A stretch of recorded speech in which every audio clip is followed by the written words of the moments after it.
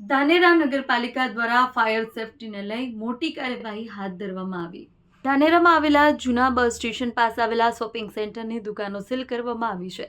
ધાનેરા નગરપાલિકાની ચીફ ઓફિસરની સૂચના અનુસાર રામભાઈ સોલંકી તેમજ નગરપાલિકાની ટીમ પોલીસ સાથે રાખી કાર્યવાહી હાથ ધરવામાં આવી।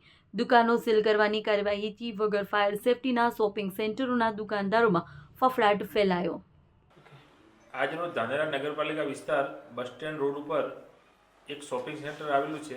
એ શોપિંગ સેન્ટરના માલિક મહેમાન ગુલાબ હુસેન હાજી સુલેમાન, જેઓનું શોપિંગમાં ફાયર સેફટી ફાયર સુવિધા ન હોવાના કારણે અને ફાયર સર્ટિફિકેટ ન મળવાના કારણે એ શોપિંગને આજે નિયમાનુસાર સીલિંગ કામગીરી કરી છે। જે દુકાનદારો છે એ દુકાનદારોનો જે માલ સામાન છે એ માલ સામાન અંદર મુકાવી એમની દુકાનદારોને કોઈપણ પ્રકારની મુશ્કેલી ન પડે એવી રીતે પોલીસ તંત્ર અને નગરપાલિકા સાથે રહી અને આજે આ શોપિંગને સીલિંગ કામગીરી કરવામાં આવી છે।